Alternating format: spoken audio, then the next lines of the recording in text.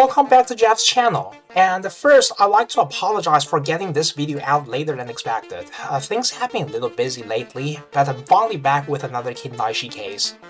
Last time, we followed the young Hatch Kindaichi into the forest of Cerberus, and today we're dealing with another famous legend, a ghost story known to generations of Japanese students.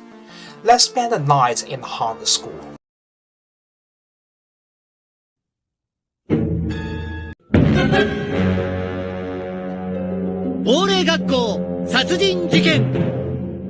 Hi, I'm Hatch Kindaichi, currently spending my summer vacation on the beach with my friends Miyuki and Ray.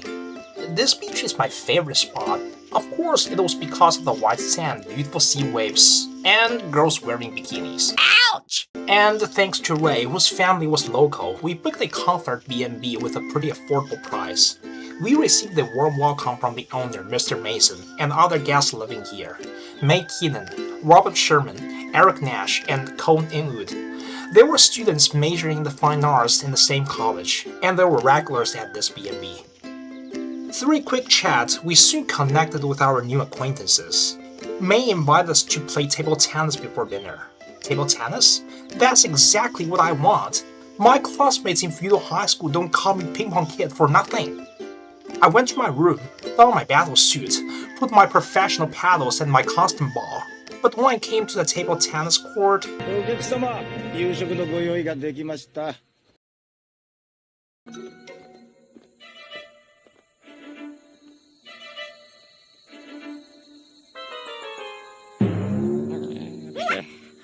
while I was stalking in my room, Robert and Eric came to invite us to join what they called their repertory, a test of courage. It turned out that this lodging house was cheap for a good reason. Behind the house there was a deserted graveyard, and across the graveyard there was a derelict school building. Lovely. Our destination tonight was the bathroom on the first floor of the school building. It was rumored that the bathroom was the home of a ghost. According to the legend, a primary school student named Hanako died miserably in the bathroom stall at the very back. Since then, she has haunted the stall, and whoever came in at night we pull into hell through that toilet. Disgusting. To prevent cheating, we made rules for tonight's game. We drew lots to decide the order. The first person reaching the bathroom stall would place a can containing 6 ping pong balls beside the toilet, and each one after them would take back a ball until the last person took back the lost ball and the can. Eric made the paper ballots and put them in a napkin box, and Cone's phone suddenly rang. He went out to pick it up, and by the time he came back, we had already done drawing lots. Cone complained that the call was completely silent and was likely to be a prank, and he picked up the lost number. It turned out that May got number 1. Ray, Robert, Miyuki, and I got numbers 2 to 5. And the last two drawing lots, namely Eric and Cone, got numbers 6 and 7. And so began the test of courage. May sat up with a candle and a can of ping pong balls in her hands, while Miyuki was clinging onto my arms. About 30 minutes later, Ray, Robert, and Miyuki had all come back with a ball in their hands. Now it was my turn. After walking through the graveyard gingerly, the abandoned school appeared in front of me. Everything was so quiet, and I felt like I could hear whispers from someone invisible. There it is, the lost stall in the so-called Hanako's bathroom.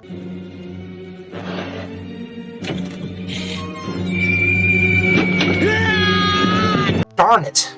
It was not a stall, it was a broom closet.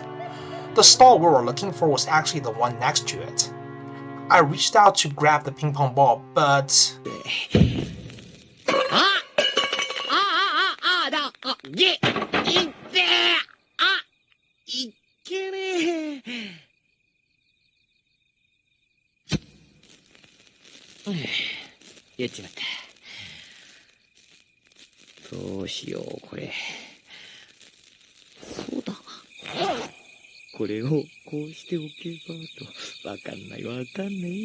We carried on playing the game. Eric left and returned after me, and Cone headed to school after him. Now it had been almost an hour, and Cone hadn't come back yet. Worrying about his safety, we went to the Hanako's bathroom together to look for him. There was no one in the stall, and the can was empty. Apparently, Cohen had been here earlier, and he was supposed to be on his way back. We suddenly found some fresh blood on the floor. Eric examined it and told us these were just red ink, so no need to panic. May and Robert seemed angry, saying it must be a scary prank Cohen played on us. It would be better if we just ignore him, return and get some sleep. We went back to the lodging house, and there was the little girl I saw previously. She told us there was more to the story of Haneko's bathroom. In the past, there was also a group of young students playing the test of courage there. Among them, there was a girl dyeing her clothes red and trying to scare her friends. And the next day, she was knocked down by a truck on her way to school. Quite unusual because traffic was light here and people hadn't seen a single car accident for decades. And the weirdest thing is, according to witnesses, the girl's clothes were soaking in her own blood, just like how she dressed the night before. And her name? Also Hanako.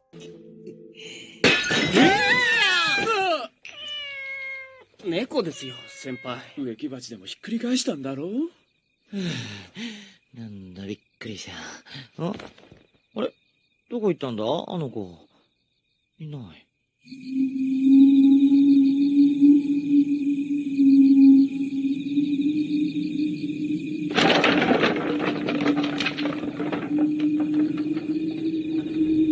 The next morning, Cohen still didn't come back, and unfortunately, he wouldn't be able to anymore. We found his lifeless body in the graveyard, with his clothes soaked in red ink. Beside him, there was a broken headstone. It was engraved that the grave belonged to a girl dying at 10 years old, and her name was Hanako. The police told us that they found an ink bottle and a ping pong ball in Cohen's pocket. It seemed like last night Cohen got the ball from Hanako's stall, decided to mess around with us by faking some blood, and was killed on his way back to the lodging house. Since we were all together at that time, the police concluded that Cohen was most likely murdered by an outsider, a passing robber for example. But something felt off to me. To be precise, it was the ping pong ball. I asked Eric why May disliked the Cohen, and he said May was Cohen's ex-girlfriend. He broke off with Cohen after finding Cohen photographing her face onto a nude and winning a prize with it.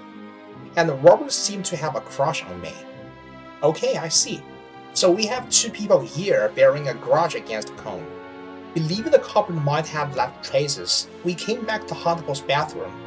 I have to say it was not a good vacation spot. It looked so creepy even during daytime. The broom closet was same as I saw last night. Before we left, I saw a white line on the wall. It looked fresh and was likely joined by chalk. Back to the lodging house, I received a call from my friend Inspector Isaac Kimochi. He told me two things he learned from his local colleagues. The white line was drawn by plaster instead of chalk, and the forensic analysis revealed that the Cohen was poisoned. Puncture wounds were found on his fingers. I asked Isaac if there were any fingerprints found on the ping pong ball Cohen carried with him, and to my surprise, Isaac said it had everyone's fingerprints on it. That's interesting. I then reviewed the video Ray took yesterday. Cohen went out to answer a phone call in the middle of blood drawing, and there was something fishy in the broom closet. Now I get it. There was no ghost behind it. It was a person, and Cohen fell right into their trap. I got everyone to come back to Hanako's bathroom and told them two things before uncovering the culprit. First, Miyuki was so scared last night, so I helped her cheat in the test of courage. She didn't come to the bathroom. The ball she took back was actually the custom ball I gave her. Second, when I picked up the ping pong ball in the bathroom stall, the candle suddenly went out. I accidentally knocked over the can in a panic, and all balls dropped in the toilet. To cover up what I messed up here, I put two of my custom balls into the can, which means that people coming after me, namely Eric and Cohen, would return with custom balls instead of the original ones. And yet we found an original ball in Cohen's pocket. It was obvious. The culprit tossed the ball Cohen picked up for some reason, and left an original one there on purpose. And that was his big blunder. On the ball, the police found fingerprints of all people here, including me, who didn't attend the table tennis game before dinner, and Miyuki, who didn't attend the test of courage last night. There could only be one explanation. It was the only ball I had touched since I came here. That is, the ball I picked up in the table tennis room. and only the person who returned the box before dinner would have the chance to steal it and put it into Cone's pocket after killing him. I checked the registers of the gas at the front desk. It was you, Eric. Eric looked shocked, saying he was with everyone else when Cone headed to the Hanako's bathroom. Yes, you were with us when Cone was killed, I replied. We all thought the compartment in the very back was our destination, but in fact, it was a broom closet, not a toilet stall. The so-called Hanako stall was the one next to it. With this mistaken impression, you killed Cone with a clever trick. When you arrived at the bathroom, you removed the cleaning tools from the broom closet, placed a fake toilet there, then came to the stall next to it, replaced the 2 ping pong balls in the can with a special ball that had poisonous needles on it, and moved the can into the broom closet. Making a fake toilet with plaster was not really a hard task, especially for someone majoring in fine arts. And when you moved the fake toilets, you must have accidentally hit the wall, leaving a white line there. So when Cone came there after you, he mistook the broom closet for Hanako's stall and picked up the deadly ball you prepared for him. The door closed behind him as he fell, so we didn't see him in the first place when we came to the bathroom later. But if we decide to search the whole place, we would have found Cone's body for sure.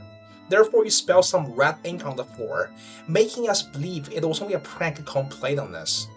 After we were all convinced and came back to sleep, you came to the bathroom again, discarded the fake toilet and the ball with the poisonous needles, and put another ping pong ball in Cone's pocket. You needed Cone's fingerprints on the ball to make us believe that Cone was killed on his way back from the bathroom. But the ball you got from the bathroom earlier didn't have Cone's fingerprints. You couldn't make him grip the ball now because there were puncture wounds on his fingers. Wait, he has 2 hands, doesn't he? You could just let him leave fingerprints with a good hand, right? Okay, anyway, you chose to use one of the balls Cone had touched during the table tennis game. But today was certainly not your lucky day. I accidentally toppled the can and replaced the lost balls with my customer balls, which completely ruined your flawless scheme. Eric still didn't give up, asking me if I had any evidence. I said the trap could only be done by the person coming to the bathroom right before Cone. Eric argued that the lock drawing was completely random. There was no way he could know that Cone would come after him. I smiled. The lock drawing was never random. You rigged it when putting the paper pieces into the box. In the beginning, you only made 5 pieces with numbers 1 through 5 and asked us to draw first. You then dialed Cone's number to send him away for a while. After I took the last number in the box, it would be your turn. You held number 6 and 7 in your hand and dropped number 7 while pretending to pick up number 6 from the box. So when Cone came back, he would have no other choice but to pick up number 7.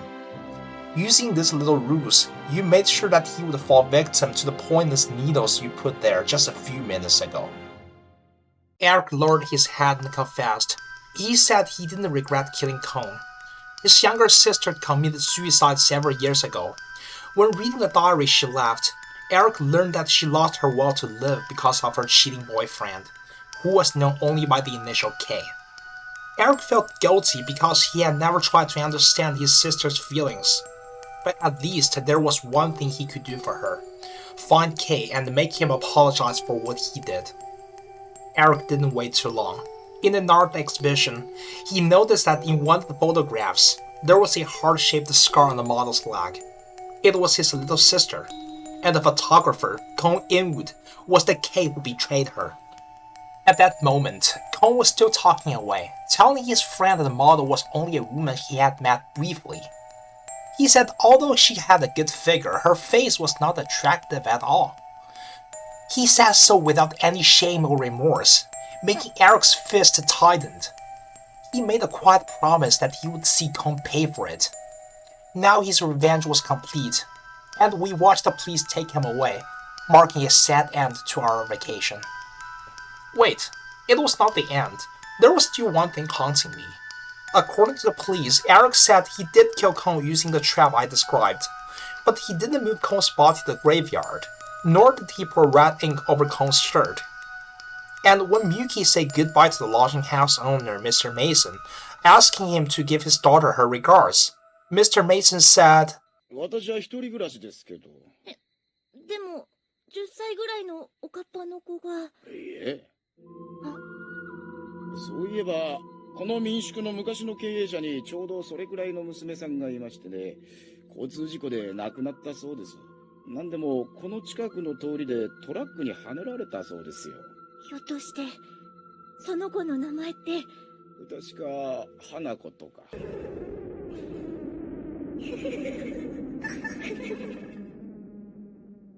遊ぼうよ、お兄ちゃん。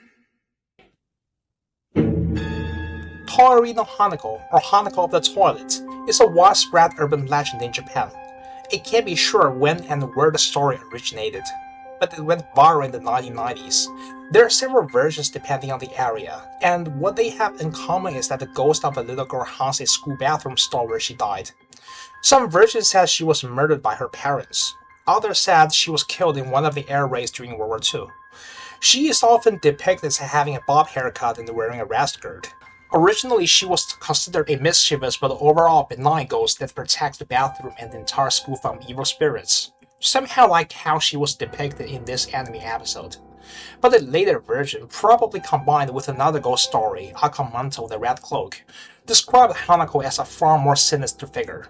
In these stories, she asked people about their preference of the toilet paper and dragged them to hell through the toilet regardless of their answers. This episode is one of my favorites in the series.